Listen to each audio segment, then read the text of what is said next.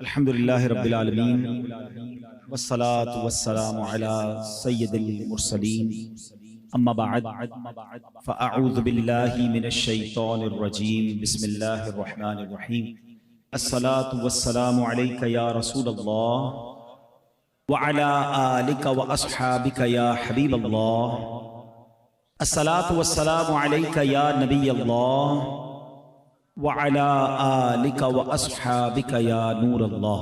درود پاک پڑھنے کے بے شمار فضائل و برکات ہیں۔ مصطفیٰ جان رحمت شمع بزم ہدایت صلی اللہ تعالی علیہ وسلم کا ایک بڑا ہی پیارا فرمان ہے۔ میرے آقا فرماتے ہیں من صلی علیہ صلاۃ واحدۃ، آقا علیہ السلام فرماتے ہیں کہ جس نے مجھ پر ایک بار درود پاک پڑھا اللہ کریم اس پر اپنی 10 رحمتیں نازل فرماتا ہے۔ پھر فرمایا ومن صلی علیہ عشرا صلی اللہ علیہ مئتا، جس نے مجھ پر 10 بار درود پاک پڑھا رب کریم اس پر 100 رحمتیں نازل فرماتا ہے۔ پھر فرمایا ومن صلی علیہ مئتا صلی اللہ علیہ الفا، جس نے مجھ پر 100 بار درود پاک پڑھا اللہ کریم اس پر 1000 رحمتیں نازل فرماتا ہے۔ ایک درود پر 10 رحمتیں، 10 درود پر 100 رحمتیں، 100 درود پر 1000 رحمتیں، اور کیا چاہیے بھائی؟ ایسا کون سا کاروبار ہے آپ کے پاس؟ ملٹیپلائی بائی 10، اور اللہ کی رحمت کا تو کوئی مول ہی نہیں ہے نا۔ اگر میں چاہتا ہوں کہ صبح سے شام اللہ کی رحمت ہی مجھ پر برستی رہے، گھر سے نکلوں پھر بھی رحمت، واپس جاؤں پھر بھی رحمت، آفس پہ بیٹھوں پھر بھی رحمت ہے، کاروبار میں برکت، تو درود پاک پڑھو نا بھائی، یہ تو فارمولہ ملا ہوا ہے آپ کو۔ لیکن اس کے آگے جو حدیث کا حصہ ہے نا وہ اور خوبصورت ہے۔ نبی پاک فرماتے ہیں ومن صلی علیہ الفا، جس نے مجھ پر 1000 بار درود پاک پڑھا، آقا فرماتے ہیں اس کا کاندھا میرے کاندھے سے جنت کے دروازے پر چھو رہا ہو۔ ذرا سوچو نا، کاندھے سے کاندھا کس کے ساتھ ٹچ ہوتا ہے؟ امام صاحب اعلان کرتے ہیں مسجد میں کاندھے سے کاندھا ملا لیجئے، صفے درست کر لیجئے۔ اس کا مطلب جو بالکل میرے ساتھ ہوتا ہے نا، میرا کاندھا تو اس سے چھوتا ہے۔ اللہ کے حبیب فرمانے میں جنت میں ایسے ساتھ لے جاؤں گا کہ میرا کاندھا اس کے کاندھے سے چھو رہا ہو۔ تو 1000 بار درود پاک میں کتنا ٹائم لگتا ہے؟ تو بہت زیادہ ٹائم ہم فضول باتوں میں موبائل فون پر ضائع کر رہے ہوتے ہیں۔ تو اپنی زندگی میں درود پاک کو شامل کریں، کثرت سے درود پاک پڑھتے رہا کریں۔ آئیے مل کر محبت کے ساتھ بآواز بلند درود پاک پڑھ لیں۔ صلو علی الحبیب صلی اللہ تعالی علی محمد صلی اللہ علیہ وسلم۔ آج میں ایک ایسی ہستی کا ذکر خیر کرنا چاہتا ہوں کہ جن کا جب بھی ذکر خیر ہو ایمان تازہ ہو جاتا ہے۔ اللہ نے ان کو بہت بڑا مقام عطا فرمایا ہے۔ وہ ہستی کا مقام کتنا بڑا ہے کہ میں آپ کو ایک چھوٹے سے 2 انسیڈنٹ، 2 خوبصورت واقعات سناتا ہوں۔ ایک بار نبی پاک علیہ السلام صحابہ کرام کے درمیان موجود ہیں، اور پیارے آقا علیہ السلام نے فرمایا، کچھ اس طرح ارشاد فرمایا کہ جنت کے کچھ دروازے ہیں، روزہ رکھنے والے کو باب الصیام سے جنت میں بلایا جائے گا، نماز پڑھنے والے کو باب الصلاۃ سے جنت میں بلایا جائے گا، صدقہ کرنے والے کو باب الصدقہ سے جنت میں بلایا جائے گا۔ نبی پاک نیکیاں بتاتے جاتے اور بتاتے کہ یہ نیکی کرنے والے کو جنت کے اس دروازے سے بلایا جائے گا۔ صحابہ کرام بیٹھے تھے، ان میں وہ صحابی بھی موجود تھے، کہتے حضور مجھے جنت میں کس دروازے سے داخلہ ملے گا؟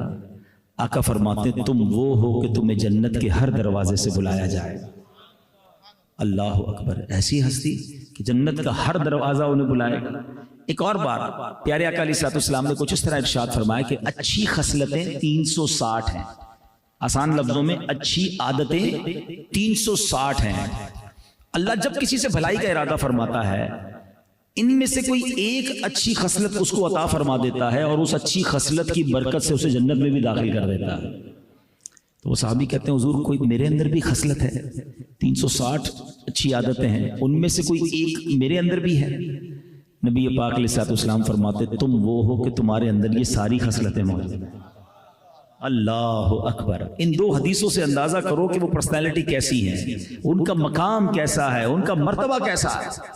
ایک اور جگہ نبی پاک فرماتے ہیں، حدیث پاک کا خلاصہ ہے ان ہستی کے بارے میں، ان شخصیت کے بارے میں، کہ ان کا ایمان ایسا ہے، ایمان مضبوط ایسا ہے کہ میری ساری امت کا ایمان ایک پلڑے میں رکھ دیا جائے، اور جن کا میں نام لے رہا ہوں اگر ان کا ایمان دوسرے پلڑے میں رکھ دیا جائے تو ساری امت کے ایمان سے زیادہ ان کا ایمان وزندار ہو جائے گا۔ آپ یقیناً جان گئے ہوں گے کہ کوئی اور نہیں، خلیفہ اول امیر المومنین حضرت ابو بکر صدیق رضی اللہ تعالیٰ عنہ۔ سبحان اللہ، جتنی ان کی شان بیان کی جائے کم ہے۔ آپ کا نام عبداللہ تھا، یہ بھی پتہ ہونا چاہیے۔ لوگ جب بھی کہتے ہیں ان کا نام ابو بکر تھا، ان کا نام ابو بکر نہیں تھا، ابو بکر ان کی کنیت ہے، ان کا نام عبداللہ تھا۔ اور نبی پاک سے ان کی دوستی بڑی پرانی ہے۔ پیارے آقا علیہ الصلوۃ والسلام کی عمر مبارک جب 20 سال تھی نا، صدیق اکبر رضی اللہ عنہ کی عمر مبارک 18 سال تھی۔ عمر بھی ملتی تھی، طبیعت بھی ملتی تھی، طبیعت میں شرافت بھی تھی، بتوں کی پوجا اچھی نہیں لگتی تھی، برے کاموں کے قریب پہلے ہی نہیں جاتے تھے، اور نبی پاک جیسی پاک ہستی نظر آئی بس آقا کے دامن سے وابستہ ہو گئے، دوستی بڑی پکی ہو گئی۔ نبی پاک نے تو 40 سال کی عمر میں جا کے اعلان کیا، اعلان نبوت، مگر یہ 20 سال سے نبی پاک کی رفاقت میں رہے۔ پیارے آقا علیہ الصلوۃ والسلام ہی کے محلے میں رہتے تھے، تو نبی پاک سے گویا روزی ملاقاتیں ہوتی تھی، تو بڑا کمال کا ساتھ نبی پاک کا ان کا گزرا ہے۔ بہت ساری باتیں بیان ہو سکتی ہیں، واقعات تو اتنے ہیں کہ ہم ساری رات ان کے بارے میں بیان کرتے رہے کہ بہت زیادہ ماشاءاللہ ملٹی ڈائمنشن شخصیت ہیں، مگر میں یہ چاہتا ہوں کہ جب 360 خصلتیں ان کے اندر ہیں تو کچھ ایسی عادتیں بیان کر دی جائیں کہ کوئی ایک ہم بھی اپنا لیں۔ ایسا کیا تھا ان کے اندر کہ نبی پاک فرماتے صدیق اکبر تم وہ ہو کہ تمہارے اندر یہ ساری خصلتیں موجود ہیں، تو یار کچھ تو ہم اپنا لیں، شاید ایک بھی ہم اپنا لیں تو ہمارا بھی بیڑا پار ہو جائے گا، ہم بھی ایک اچھے مسلمان بن جائیں گے، زندگی راہ راست پر اور صحیح ٹریک پر آ جائے گی۔ تو میں چند باتیں صدیق اکبر رضی اللہ عنہ کی مبارک جو ہیبٹس ہیں، آپ کے عادات و اطوار ہیں، اس پر بات کرتے ہیں۔ صدیق اکبر رضی اللہ عنہ کے بارے میں آتا ہے کہ آپ اتنے ہمبل تھے، اتنے جس کو کہیں کہ ڈاؤن ٹو ارتھ تھے کہ آپ کے محلے میں کچھ بچیاں رہتی تھیں۔ وہ بچیاں روز آ جاتی صبح اپنی بکریاں لے کر، کہتی چاچا جان بکریوں سے دودھ نکال دیں۔ آپ بکریوں سے دودھ نکال کر ان کے برتن میں ڈال کے انہیں دے دیا کرتے۔ اب سڈنلی آپ امیر المومنین بن گئے، آپ خلیفۃ المسلمین بن گئے، لیڈر آف دا نیشن بن گئے۔ وہ بچیاں آئیں کہتی ہیں اب تو آپ امیر المومنین بن گئے ہیں، اب تو آپ کا مرتبہ بہت بڑا ہو گیا ہے، اب آپ ہماری بکریوں کا دودھ تو نہیں نکال کے دیں گے۔ صدیق اکبر رضی اللہ عنہ فرماتے ہیں کہ خدا کی قسم تم میرے رویے میں کسی قسم کا فرق نہیں دیکھو گی۔ امیر المومنین بن چکے تھے مگر آپ نے ان بکریوں کا دودھ نکالا، برتن بھر کے بچیوں کو پیش کر دیا۔ پہلی عادت میں چاہتا ہوں بیان بھی کرتا جاؤں، ساتھ ہم سیکھتے بھی جائیں، کچھ امپلیمنٹیشن بھی لیتے جاؤ نا۔ کیا عادت تھی؟ مقام بڑا ہوا رویہ چینج نہیں ہوا، عادتیں نہیں بدلی ہیں۔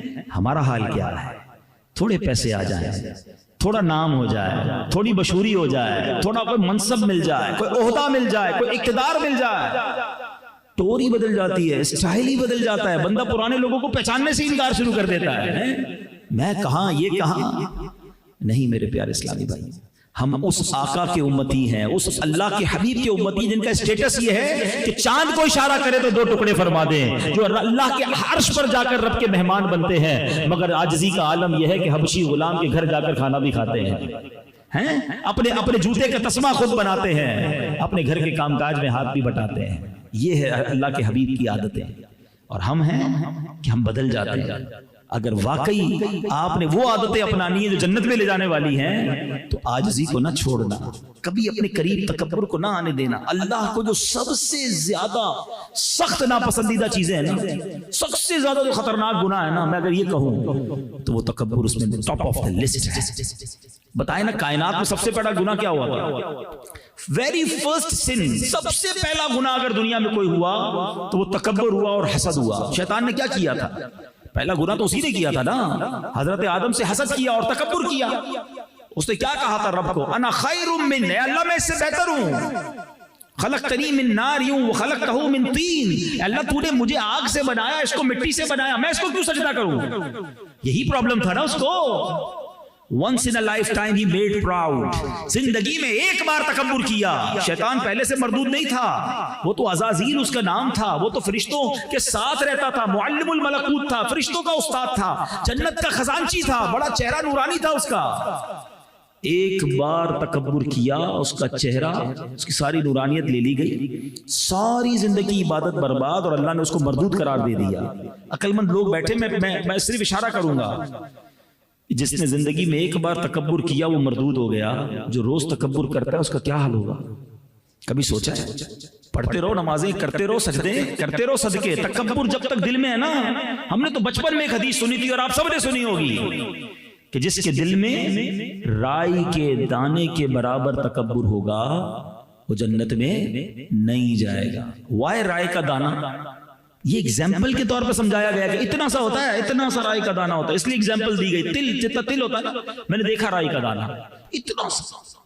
ارے جس کے دل میں رائی کے دانے ڈاٹ تکبر ہوگا وہ جنت میں نہیں جائے گا. جس کا پورا دل ہی تکبر سے بھرا ہوا ہوگا، جس کی سٹائل ہی چینج ہو گئی ہے، جس کی باتیں چینج ہو گئی ہیں، میں امیر یہ غریب. انا خیر من، what is the definition of انا خیر من، میں اس سے بہتر ہوں. یہی کہا تھا نا شیطان نے. ہم بھی تو کہہ رہے ہوتے ہیں میں پیسے والا یہ غریب، میں فلاں برادری والا، یہ تو اس کی تو خاندانی کوئی نام ہی نہیں اس کے خاندان، میں پڑھا لکھا یہ جاہل، میں مشہور اس کو تو جانتا ہی کوئی نہیں، میری اتنی بڑی اسٹیٹ ایجنسی اس کو کام کرنا نہیں آتا، مجھے 40 سال کا تجربہ یہ کل بھی آیا ہے. تو یہ کیا ہے؟ تکبر کی ڈیفینیشن ہی یہی ہے کہ بندہ اپنے آپ کو دوسرے سے بہتر سمجھے، اور یہ روز ہو رہا ہوتا ہے، کسی کو احساس ہی نہیں ہے. خدا را یاد رکھیے قیامت کے دن حدیثوں میں آتا ہے کہ تکبر کرنے والے کو چیونٹی کی شکل میں لایا جائے گا اور اس پہ لوگ چڑھ چڑھ کر جا رہے ہوں گے، رونتے ہوئے جائیں گے. نہ کرو پلیز عاجزی انکساری. اللہ نے دیا تو اور جھک جاؤ. دیکھیں آپ جتنے پھل والے درخت ہوتے ہیں نا، ان کی شاخیں جتنے پھل لگتے جاتے ہیں وہ اور جھکتی جاتی ہے. تنا اور درخت کون ہوتا ہے جس میں کوئی پھل نہیں ہوتا، سیدھا سیدھا جا رہا ہوتا ہے. تو اللہ نے پھل لگائے ہیں تو جھکو نا بھائی، عاجزی اختیار کرو، اللہ اور پھل لگا دے گا، اللہ اور برکت ڈال دے گا. اکڑنا نہیں ہے، میں کچھ بھی نہیں ہوں، خدا کی قسم ہم کچھ بھی نہیں ہیں. یہ اللہ کی مہربانی ہے جو اللہ نے ہمیں اچھا بنایا، ہمیں مالدار بنایا، ہمیں عزت دے دی، ہمیں نام دے دیے. ارے اللہ کا شکر ادا کرو اور اللہ کے ان بندوں کے ساتھ بیٹھو. ان کو یہ احساس نہ ہونے دو کہ یار ہمارے صاحب بہت بڑے آدمی ہیں، ان سے تو بات کرنا بہت مشکل ہے، ان کے تو قریب بھی نہیں بیٹھ سکتے. ہاں یہ بھی حال ہے، قریب نہیں بیٹھ سکتا کوئی. ہمارا ملازم ہمارے ساتھ بیٹھ کے کھانا کھا سکتا ہے؟ سوچو، نہیں کرتے ایسا ہم. یہ بہت شدید غلطی ہے. بنی اسرائیل میں ایک بہت بڑا عبادت گزار تھا، اتنا عبادت گزار اور اتنا مقبول ہو گیا وہ بندہ اللہ کی بارگاہ میں کہ وہ جدھر جاتا تھا نا اس کے ساتھ ایک بادل بھی جاتا تھا، ساتھ بادل بھی ٹریول کرتا تھا. اتنا نیک. ادھر اسی علاقے میں ایک بڑا گناہگار شخص بھی رہتا تھا.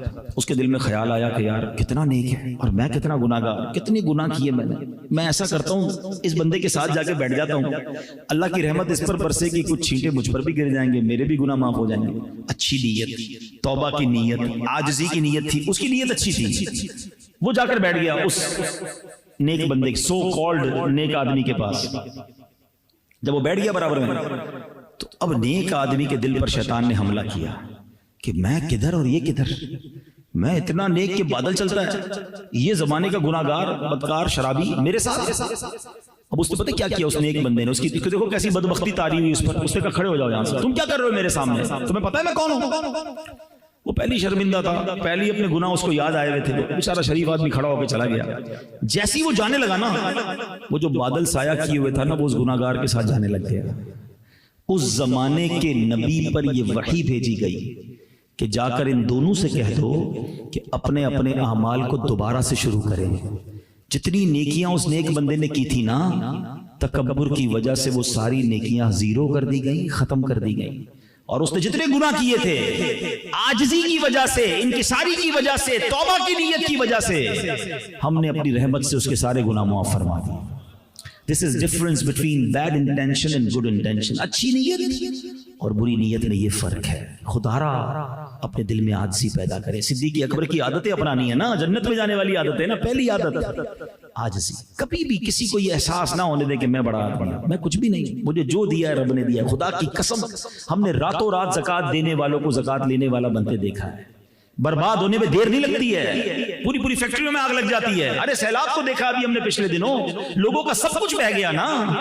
مجھے رب نے بچایا، آپ کو بچایا، شکر ادا کرنا چاہیے. ہم کس بات پر اکڑتے ہیں؟ اگر کوئی خوبصورت ہے اور اس لیے اکڑتا ہے، ارے منٹ نہیں لگتا ایسی بیماری لگتی کہ منہ دکھانے کے قابل نہیں رہتا ہے. اللہ محفوظ رکھے. اللہ نے دیا تو شکر ادا کرو کہ مالک تو نے دیا، میرا اپنا کچھ نہیں، بس اس کو زوال نہ لگے. اللہ اس پہ اور برکت ڈالیو. برکت تو جب لگے گی نا جب تو شکر ادا کرو گے، تکبر نہ کرے.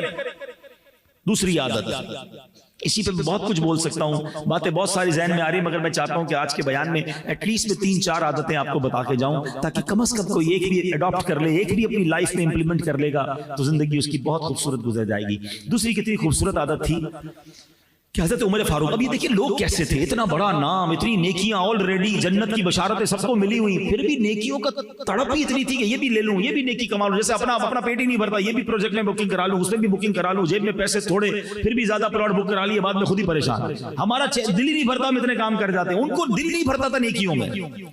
اب کیا ہوا کہ حضرت عمر فاروق نے ایک نیکی کرنی تھی اور کرتے تھے خاموشی سے۔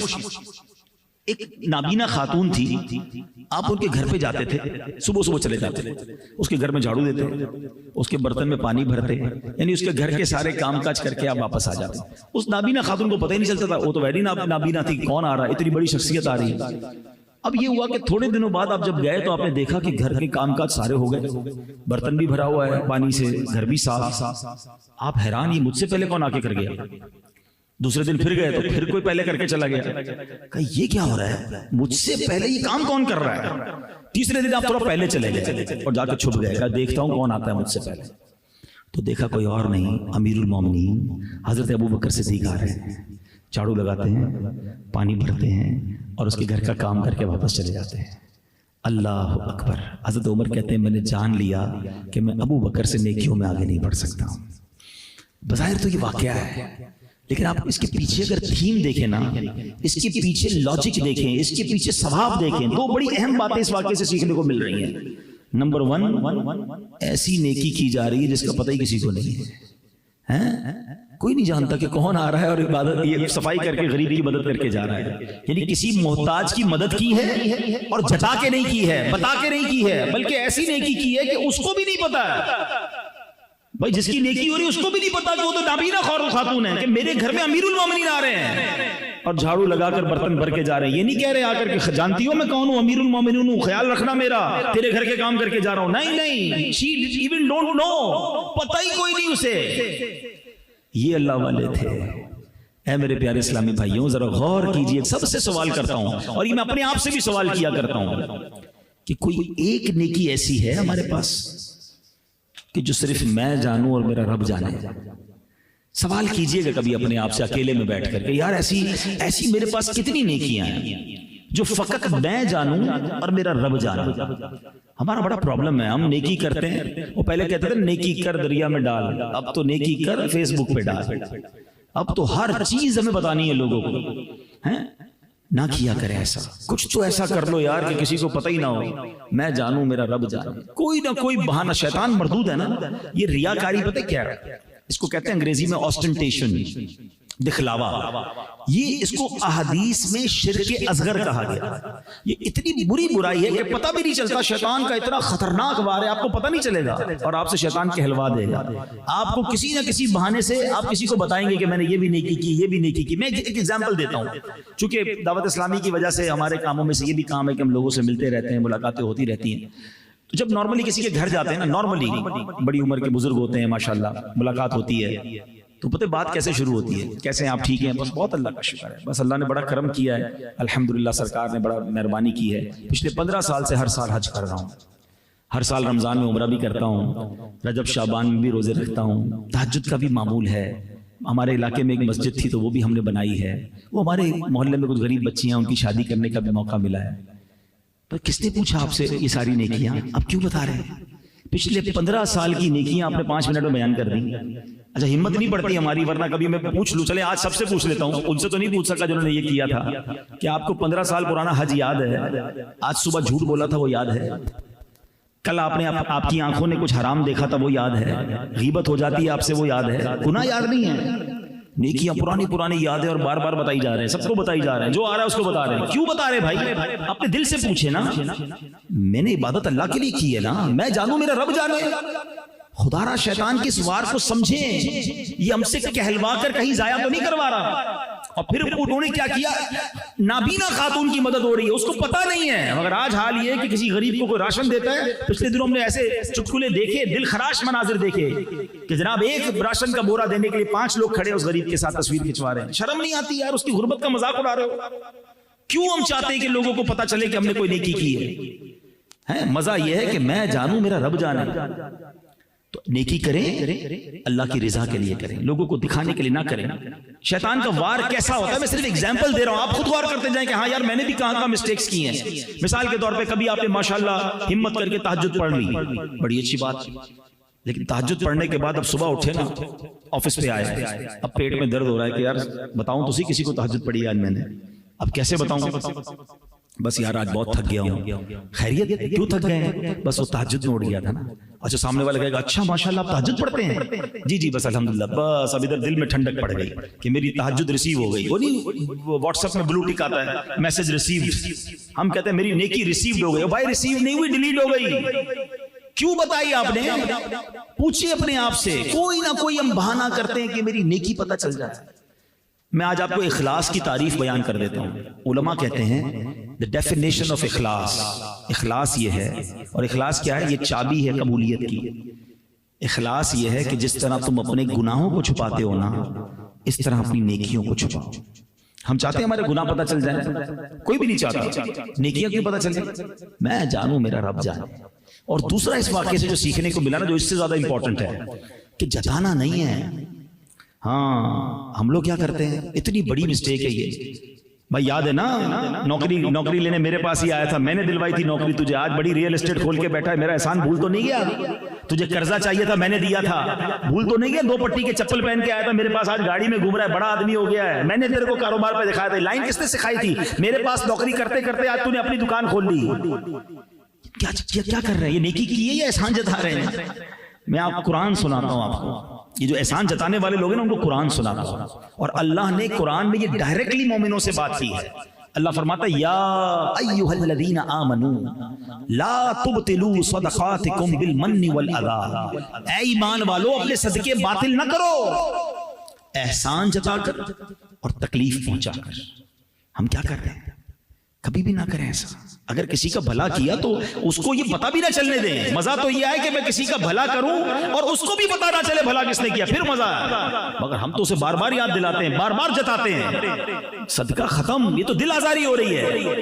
ام المومنین حضرت عائشہ صدیقہ اور حضرت ام سلمہ رضی اللہ تعالیٰ عنہ کا آپ کو ایک طریقہ بتاؤں، ایمان تازہ ہو گیا جب میں نے اس روایت کو پڑھا کہ جب وہ اپنے کسی غلام کو صدقہ دیتی تو اس کو کہتی کہ جا کر کسی غریب کو دے آؤ، اور اس غریب سے ہمارے لیے دعا مت کروانا، پوائنٹ سمجھیے گا، اور اگر وہ کوئی دعا کر دینا تو وہ دعا نوٹ کر کے لانا۔ اب غلام گیا، اس نے جا کر کسی غریب کو جو بھی پیسے وغیرہ دیے تھے، کھانا وغیرہ دے کر آ گیا، تو آ کر کہا کہ امی حضور اس نے آپ کے لیے بہت ساری دعائیں کی۔ کہا کیا دعائیں کی؟ اس نے بتایا، انہوں نے یہ بھی کہا یہ بھی کہا۔ امی حضور نے ہاتھ اٹھائے، اس غریب کے لیے یہ دعائیں کی جو انہوں نے اس کے لیے کی تھی، ان کے لیے کی تھی، اور پتہ کیا کہا؟ دعا کا بدلہ دعا ہو گیا، صدقے کا بدلہ اللہ سے لیں گے۔ یعنی صدقے کے بدلے اسپیسیفکلی دعا بھی نہیں کروائی۔ ہم کیا کرتے ہیں؟ دیکھو تیرے کو عمرے پہ بھیج رہا ہوں، ہر چکر میں میرا نام لینا ہے، کعبے کو دیکھ کے اپنے لیے نہیں، میرے لیے دعا کرنا، تیرے کو پیسے میں نے دیے ہیں۔ یہ کیا کرتے ہیں ہم بھائی؟ اگر آپ کے لیے وہ دعا ہی نہ کرے، رب تو جانتا ہے نا کس نے پیسے دیے ہیں، ہر قدم پر آپ کو پہلے ثواب ملنا ہے۔ آپ کیوں ایمفسائز کرتے ہیں، جتاتے کیوں ہیں؟ ہم امپوز کر دیتے ہیں اس کے اوپر۔ نہ کریں ایسا، یہ ایسا نہ ہو کہ صدقہ ہی ضائع ہو جائے۔ صدیق اکبر کی صدا کو ادا کرو، مدد کرو، اور اس کو احساس بھی نہ ہونے دو۔ بلکہ میں سچی بات بتاؤں، بات تھوڑی گہری ہے، چند لوگوں کو ہی سمجھ آئے گی۔ جو مجھ سے اور آپ سے زکوٰۃ لے کے جاتے ہیں نا، وہ ہم پر احسان کرتے ہیں، ہم ان پر احسان نہیں کرتے۔ ہمارے مال کا میل وہ لے کے جا رہے ہیں، ہمارا فرض ادا کرنے میں ہماری مدد کر رہے ہیں۔ ہم کس بات کا احسان کر رہے ہیں؟ میرا اور آپ کا کمال کیا ہے مجھے بتا دو یار۔ اگر میں نے کسی کو صدقہ دیا، خیرات دی، مدد کی، میں نے کمال کیا کیا؟ ارے میرے رب نے مجھے اس قابل بنایا۔ ارے جو میرے دروازے پر آ کر مجھ سے مانگ رہا ہے، آج آ کر کوئی کہتا ہے ماں بیمار ہے دوائی کے پیسے نہیں، بہن کی شادی ہے جہیز کے پیسے نہیں، ارے اس میں اور مجھ میں کمی کیا ہے؟ میں بھی تو اس کے دروازے پر جا سکتا تھا کہ میری ماں بیمار ہے، مجھے پیسے دو۔ ارے اللہ نے مجھے اس قابل بنایا کہ آج میرے دروازے پر کوئی مسلمان مدد کے لیے آتا ہے اور میں مدد کر کے احسان جتاؤں۔ خدا کی قسم، جب بھی صدقہ کرو نا، جب بھی اللہ کی راہ میں خرچ کرو، ساتھ سجدہ بھی کرو کہ میرے مولا تیری مہربانی، تو نے دینے والا بنایا، مانگنے والا نہیں بنایا۔ میری اور آپ کی اوقات کیا ہے یار؟ آج پیسے والے ہو گئے تو غریبوں کو ستائیں گے، احسان کریں گے ان پر؟ پلیز ایسا نہ کرو۔ اور جو اتنا شکر گزار بنے گا نا کہ یا اللہ تیری مہربانی، تو نے دینے والا بنایا، یقین کرو اللہ اسے ہمیشہ دینے والا ہی بنائے گا۔ جو لوگوں کے دل دکھا کر دیتا ہے نا، ستا ستا کے دیتا ہے، جتا جتا کے دیتا ہے، اس کے پیسے میں برکت بھی نہیں ہوتی ہے۔ اب آؤ تیسری عادت۔ صدیق اکبر رضی اللہ تعالیٰ عنہ کا ایک غلام تھا، وہ غلام آپ کے لیے ایک دودھ کا پیالہ لے کر آیا، آپ نے وہ دودھ پیا اور جیسے دودھ پی کے فارغ ہوئے تو غلام کہتا ہے کہ آپ نے آج پوچھا نہیں کہ میں دودھ کہاں سے لایا ہوں۔ آپ ہر بار مجھ سے پوچھتے ہیں کہ یہ کہاں سے لایا ہو، وہ کہاں سے لایا ہو، کہ بتاؤ کہاں سے لایا ہو۔ کہ حضور جب ایمان نہیں لایا تھا نا، زمانہ جاہلیت میں، میں نے کسی پر منتر پڑھ کر پھونکا تھا، آج وہ بندہ مجھے مل گیا، وہ اس نے مجھے منتر کی اجرت میں یہ دودھ دیا تھا۔ آپ نے کہا یہ تم نے دودھ مجھے پلا دیا، تو حرام اجرت تھی، منتر کی اجرت تھی۔ اب آپ بڑے گھبرائے، آپ نے اپنے منہ میں انگلیاں ڈالی اور دودھ کیا کر دیا، دوسرا دودھ تھا وہ سب نکالا، اور پھر اللہ کی بارگاہ میں عرض کیا کہ میرے مولا مجھے معاف کر دے، جو مجھ سے ہو سکا میں نے نکال دیا، جو رگوں میں دودھ کے چند قطرے رہ گئے میرے مالک کو تو معاف فرما دے۔ کیا سیکھنے کو ملا؟ صدیق اکبر حرام سے کتنا دور رہتے تھے، حرام کا ایک قطرہ جسم میں نہ جائے، یہ ان کی عادت تھی۔ میں دوبارہ وہ حدیث ریپیٹ کرتا ہوں، صدیق اکبر سے اللہ کے حبیب نے فرمایا تھا کہ اے ابو بکر تم میں وہ ساری خصلتیں ہیں جو جنت میں جانے والی ہیں۔ حدیث کا جو خلاصہ بنتا ہے، تو میں ایک ایک کر کے صدیق اکبر کی خصلتیں، عادتیں بتائی جا رہا ہوں کہ کوئی ایک تو اڈاپٹ کر لو یار۔ تو یہاں ہم سب کاروبار کرتے ہیں نا، کیا ہم کاروبار میں یہ چیک کرتے ہیں کہ کوئی ایک قطرہ بھی حرام کا نہ ہے؟ ارے کوئی نئی اسکیم آئی ہے یار، سب لے رہے میں بھی لے لوں، نیا پلاٹ آیا، نیا پروجیکٹ آیا، کبھی پوچھا کسی عالم دین سے، کبھی مفتی سے کہ یہ ڈیل کرنا، یہ اس طرح کاروبار کرنا جائز ہے، حلال ہے، حرام ہے، سود تو نہیں ہو رہا؟ یار سب کر رہے ہیں نا، بس میں بھی کر رہا ہوں، پوری مارکیٹ کر رہی، نفع بڑا ہے۔ ارے بڑا نفع ہے، کہیں جہنم کی آگ تو نہیں لا رہے، کہیں حرام لے کر اپنے مال کو ناپاک تو نہیں کر رہے؟ یہ کیوں نہیں سوچتے ہمارا انداز کیا ہوتا ہے؟ مثال کے طور پر کوئی آپ نے پروجیکٹ بنانا ہے، آپ اس علاقے میں کام کرنے والے ایکسپرٹ سے رابطہ کرتے ہیں کہ یار یہاں کیا ریٹ ہونا چاہیے، کس طرح کا پلاٹ لوں، کیونکہ آپ نے پہلے بھی کام کیا ہوا ہے، اچھا کس ٹھیکیدار سے بنواؤں، ریٹ کیا ہونا چاہیے، مارکیٹ کیا۔ جس کام کو شروع کرتے ہیں اس کام کے ایکسپرٹ سے بات کرتے ہیں، مشورہ لیتے ہیں۔ تو کبھی کوئی نیا کام کرنے سے پہلے کسی مفتی سے مشورہ کیوں نہیں کر سکتے ہم؟ ہیں کہ بھائی میں یہ کاروبار کرتا ہوں، پلیز چیک کریں کوئی حرام چیز تو نہیں ہو رہی۔ ہم مفتی تو نہیں ہے نا، حلال اور حرام کا فیصلہ ہم نہیں کر سکتے۔ اچھا کچھ لوگ پتہ کیا کہتے ہیں، ہمارے باپ دادا کے زمانے سے ایسی کام ہو رہا ہے، ہم سچا کام کرتے ہیں۔ بھائی آپ کے والد صاحب مفتی تھے؟ نہیں۔ آپ کے دادا مفتی تھے؟ نہیں۔ ابو نے جو کیا، دادا نے کیا، ضروری ہے ٹھیک کیا؟ ایک بار چیک کروا لیں، اگر واقعی ٹھیک کیا تو سبحان اللہ، اللہ کا شکر ادا کرنا، اور اگر مفتی صاحب کہتے ہیں نہیں جناب گڑبڑ ہے تو توبہ کر لینا، ایک آدھی چیز ختم کر دینا جو حرام کی ہے۔ آپ کو اندازہ نہیں کہ حرام مال ہماری روحانیت کو کتنا برباد کرتا ہے۔ ایک بار حضرت موسیٰ علیہ السلام نے ایک شخص کو دیکھا جو رو رو کے اللہ کی بارگاہ میں دعا کر رہا تھا، ہاتھ اٹھا کے گڑ گڑا کے۔ تو حضرت موسیٰ تو کلیم اللہ تھے نا، آپ نے اللہ کی بارگاہ میں عرض کی کہ اے مولا یہ بندہ اتنا رو رہا ہے، میرے مالک اس کی دعا قبول کر لے۔ اللہ نے فرمایا اے موسیٰ یہ اتنا روئے کہ روتے روتے مر جائے، اتنے ہاتھ اٹھائے کہ اس کے ہاتھ آسمان کو چھو جائیں، میں نے اس کی دعا قبول نہیں کرنی۔ حضرت موسیٰ نے کہا یا اللہ وجہ کیا ہے؟ کہ اے موسیٰ یہ کھاتا حرام ہے، یہ جو پہنتا ہے وہ حرام ہے۔ آج جو پریشان ہے نا، کسی کی دعا قبول نہیں ہو رہی، کسی کی بیماری نہیں جا رہی، کسی کی ٹینشن نہیں جا رہی، چیک تو کرو یار کہیں حرام تو نہیں کما رہے۔ اچھا پورا حرام نہیں کما رہے، کہیں نہ کہیں سے چھوٹا موٹا آگے سے حرام تو نہیں آ رہا۔ یہ تھوڑا بہت حرام بھی جو نا آپ کی پوری روزی کی برکت کو ختم کر دیتا ہے۔ ایک ٹھنڈا میٹھا جگ آیا بھی دودھ کا نا، بالکل ٹھنڈا میٹھا تازہ، اور اس میں کوئی 2 قطرے پیشاب کے ڈال دیں، آپ دودھ پیئیں گے؟ کوئی ہو سکتا ہے کہے یار 2 ہی تو قطرے پی لو بھائی، آپ کہیں گے 2 قطروں نے سب کو ناپاک کر دیا، برباد کر دیا۔ یہ چند حرام کے لقمے جو ہے نا روحانیت برباد کر دیتے ہیں، سکون برباد کر دیتے ہیں۔ اور اگر آپ چاہتے ہو نا آپ کی اور میری دعائیں قبول ہوں، ایک اتنا کمال کا سوال حضرت سعد بن ابی وقاص عشرہ مبشرہ میں سے یہ صحابی ہیں، انہوں نے نبی پاک سے کیا کہ حضور میں مستجاب الدعوات بننا چاہتا ہوں۔ مستجاب الدعوات کس کو کہتے ہیں؟ جس کی ساری دعائیں قبول ہوں۔ ہم سب چاہتے ہیں نا بھائی۔ آپ نے کہا حضور میں مستجاب الدعوات بننا چاہتا ہوں، تو اللہ کے حبیب علیہ السلام نے کوئی لمبی چوڑی لسٹ نہیں دی کہ اے سعد اتنے سجدے کرو، اتنی تلاوت کرو، اتنے روزے رکھو۔ 1 لائنر آنسر، اے سعد اپنی غذا پاکیزہ کر لو تو مستجاب الدعوات بن جاؤ گے۔ دس از دا فارمولا، غذا پاکیزہ ہو، مجھے نہیں چاہیے حرام چاہے بڑھ کر آئے، ایک بات میرے بھائی یاد کر لو، سارے میرے بھائی، جو میرے نصیب میں نہیں ہے نا وہ مجھے کوئی نہیں دے سکتا، اور جو میرے نصیب میں ہے وہ مجھ سے کوئی چھین نہیں سکتا۔ جو مقدر ہے وہ مل کر رہے گا۔ ہم جلدی کر کر حرام کماتے ہیں، اگر صبر کرے تو حلال میں بھی آ جاتا، مگر صبر نہیں آتا نا صاحب، سب لوگ آگے بڑھ گئے میں پیچھے رہ گیا۔ ارے کروڑوں روپے ہوں اور سکون نہ ہو، بیماریاں ہوں اور تھوڑے ہوں اور حلال کے ہوں اور سکون ہو، اس سے اچھا کیا ہے؟ لائف جو ہے نا، ایک بات یاد رکھیں، ہم سمجھتے ہیں یار وہ بڑا برکت والا، اتنی گاڑیاں، اتنے بنگلے، اتنی بڑی ایجنسی، نہیں۔ لائف جو برکت ہے نا، یہ یاد رکھ لو، یہ کوانٹٹی کا نام نہیں ہے، برکت کوالٹی کا نام ہے۔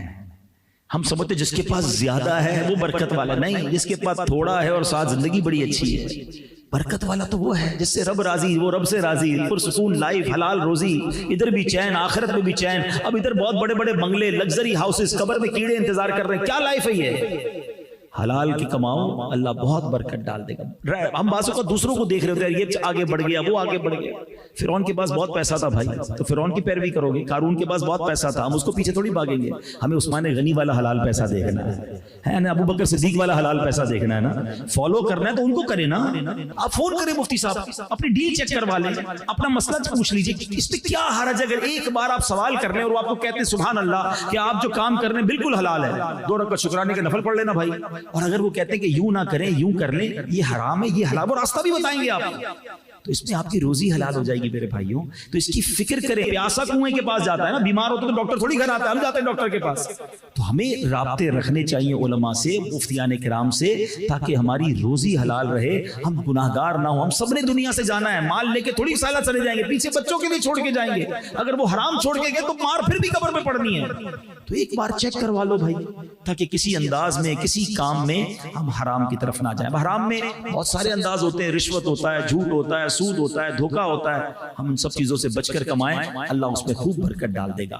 ایک آخری، عادتیں تو بہت ساری ہیں، ایک اور بات، کیونکہ بیان کا وقت بھی مختصر ہوتا ہے میں، اور یہ بھی بڑا ریلیونٹ ہے۔ صدیق اکبر رضی اللہ تعالیٰ عنہ ایک صحابی تھے، ان کے خالہ زاد بھائی بھی تھے، اور ان کا نام تھا حضرت مصطح رضی اللہ تعالیٰ۔ صدیق اکبر رضی اللہ تعالیٰ ان کی ہیلپ کرتے تھے، وہ بڑے غریب تھے، صدیق اکبر ان کو ہر مہینے پیسے بھجواتے تھے، ان کو گھر بار کا خرچہ دیتے تھے۔ تو وہ صحابی بدری صحابی بھی تھے اور مہاجر صحابی بھی تھے۔ اب ہوا یہ کہ کوئی ان سے ایسا کام ہوا اس کزن سے جس کی مدد کرتے تھے کہ بہت دکھ پہنچا صدیق اکبر کو، دل ٹوٹ گیا۔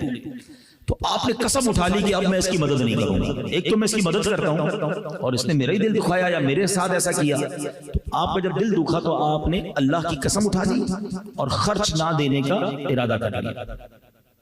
جب آپ نے یہ کیا نا تو قرآن مجید فرقان حمید کی آیت نازل ہوئی۔ صدیق اکبر کی شان دیکھو کہ آپ کے ایک عمل پر قرآن کی آیت نازل ہوتی ہے، اور قرآن میں جو رب نے پیغام دیا نا وہ میں چاہتا ہوں کہ بیان کے آخر میں ہم سب سن لیں، اور جو اس میں مبتلا ہیں، جو اس کام میں پھنس جاتے ہیں، اس سے ہم سب کو نکلنا ہے۔ صدیق اکبر سے سبحان اللہ کیا خوبصورت انداز میں قرآن بیان فرما رہا ہے۔ اور قسم نہ کھائیں جو تم میں فضیلت والے اور گنجائش والے ہیں، قرابت والوں اور مسکینوں اور اللہ کی راہ میں ہجرت کرنے والوں کو دینے کی قسم کھا گئے تھے نا کہ میں تو نہیں دوں گا۔ پھر اللہ قرآن میں فرماتا ہے وَلْيَعْفُوا وَلْيَصْفَحُوا، اور انہیں چاہیے کہ معاف کر دیں اور درگزر کریں۔ غلطی ہو گئی نا، وَلْيَعْفُوا وَلْيَصْفَحُوا، معاف کر دیں، درگزر کر دیں۔ أَلَا تُحِبُّونَ أَن يَغْفِرَ اللَّهُ لَكُمْ وَاللَّهُ غَفُورٌ رَحِيمٌ۔ انعام کیا ملے گا؟ معاف کرو گے، درگزر کرو گے، کیا خوبصورت انعام رب نے اعلان فرمایا۔ کیا تم اسے دوست نہیں رکھتے، اسے پسند نہیں کرتے کہ اللہ تمہاری بخشش کرے، اور اللہ بخشنے والا مہربان ہے۔ آئے ہائے ہائے، اب اس آیت میں بہت ساری باتیں بیان ہو سکتی ہیں۔ ایک خوبصورت نقطہ پہلے سن لو کہ اللہ نے صدیق اکبر کا ذکر کس انداز سے کیا۔ قرآن کہتا ہے اور قسم نہ کھائیں تم میں کون؟ اولو الفضل، تم میں جو فضل والے ہیں۔ گویا صدیق اکبر کو قرآن فضیلت والا فرما رہا ہے۔ اچھا پھر کیا فرمایا کہ جس نے تمہارے ساتھ برا کیا تم اس کو معاف کر دو نا، درگزر کر لو۔ کیا تم یہ نہیں چاہتے تم اس کو معاف کرو اللہ تمہیں معاف کر دے، اللہ تمہاری مغفرت فرما دے؟ یہ اتنا کمال کا فارمولہ، یہ جملہ قرآن کا یاد کر لو، وَلْيَعْفُوا وَلْيَصْفَحُوا، اور چاہیے کہ معاف کریں، چاہیے کہ درگزر کریں۔ اب ہم سب غور کریں، ہمارے ملازم کی غلطی کیا ہم معاف کرتے ہیں؟ ہمارے بیوی کی غلطی کیا ہم معاف کرتے ہیں؟ ہمارے رشتہ داروں کی غلطی کیا ہم معاف کرتے ہیں؟ کبھی دوستوں سے غلطی ہو جائے ہم معاف کرتے ہیں۔ اچھا معاف پتہ ہے کس کو کرتے ہیں؟ جس سے کوئی مطلب ہوتا ہے، بڑا سیٹ ہے یار، ڈانٹ رہا ہے نا کوئی بات نہیں، کام بھی دیتا ہے، اس کو معاف کر دیں گے۔ نوکر کا گلا دبا لیں گے، اس کو گالیاں دیں گے کیونکہ وہ کچھ کر نہیں سکے گا۔ عجیب منطق ہے ہماری۔ گاڑی میں جا رہے ہیں، بڑا غصہ آیا، آگے والے نے ذرا سائیڈ ماری، اتر گئے، جب دیکھا 4 گارڈ اس کے اترے، نہیں کوئی بات نہیں بھائی چاہیے۔ اب کیا معاف کیا آپ نے؟ کوئی کمال نہیں کیا، کمال یہ کہ آپ کے پاس 4 گارڈ ہیں اور کسی گاڑی والے نے آپ کو سائیڈ ماری، آپ پھر بھی اس کو معاف کریں۔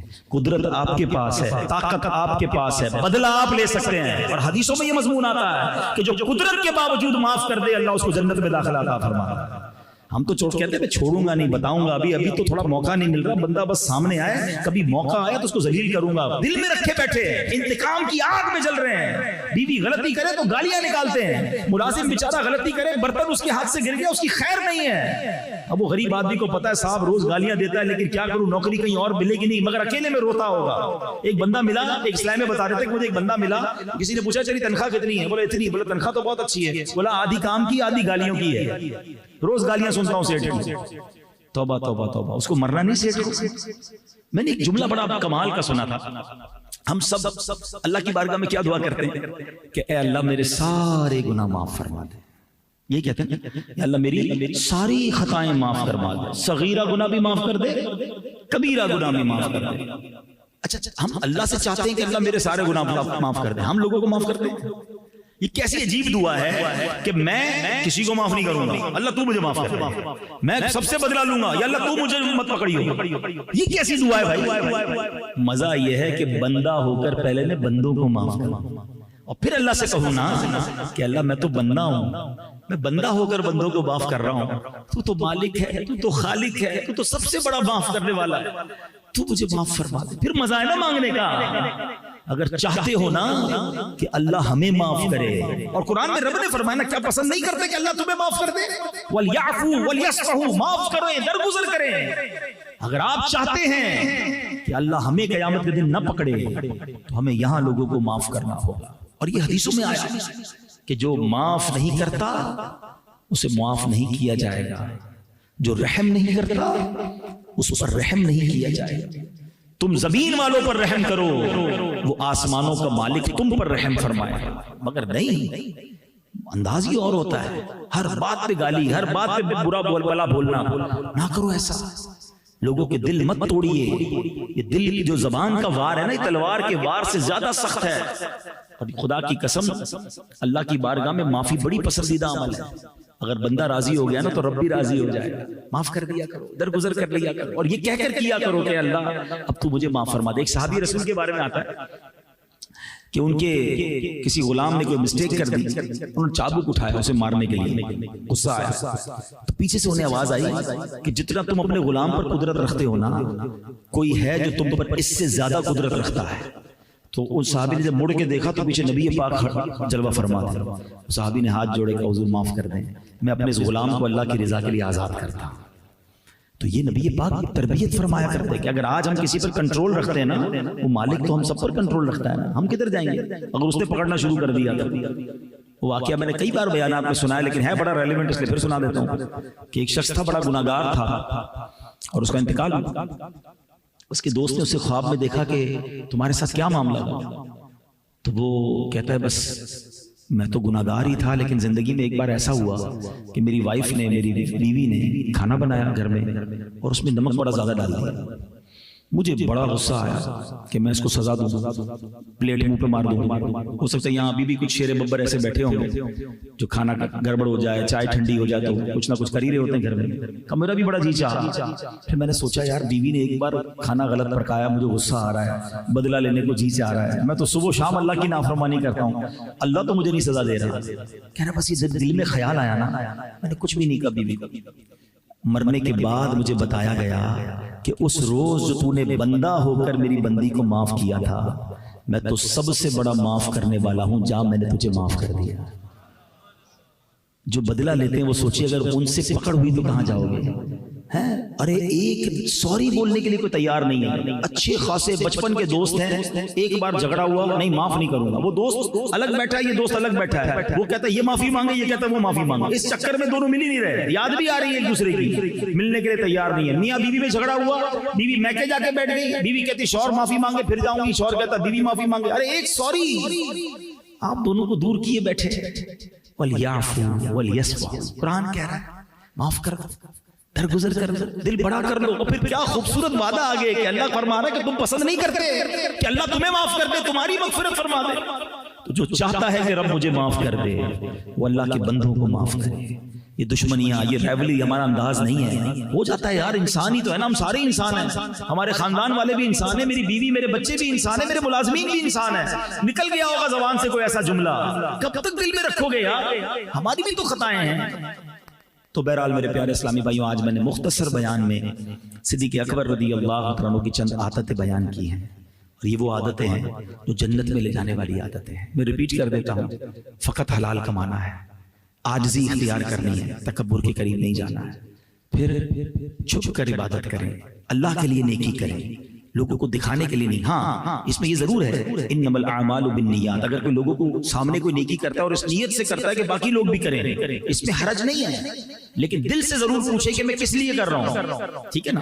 اور چوتھی بات جو ہم نے سنی کہ ہمیں معاف کرنا ہے، درگزر کرنا ہے، جھگڑے نہیں کرنے، انتقام نہیں لینے، بدلے نہیں لینے. ہم مسلمان ہیں، مسلمان کا خیر خواہ ہوتا ہے. ہم کہتے ہیں اچھا اب اس طرح کی جب میں باتیں کروں گا نا، شیطان کسی کے دل میں ڈال رہا ہوگا یار مولانا صاحب باتیں تو ٹھیک کر رہے ہیں بھائی، زمانہ معافی کا نہیں ہے، ذرا معاف کر دیں گے تو لوگ سمجھیں گے میں بزدل ہوں، میں پہلوان نہیں ہوں، میں میری چلتی نہیں ہے. یہ بھی تو شیطان ہے نا، اس کو بھی تو اپنا کام کرنا ہے نا، وہ بھی کر رہا ہوگا کہیں نہ کہیں. اب آؤ میں اللہ کے حبیب کی حدیث آخری میں سنا دیتا ہوں.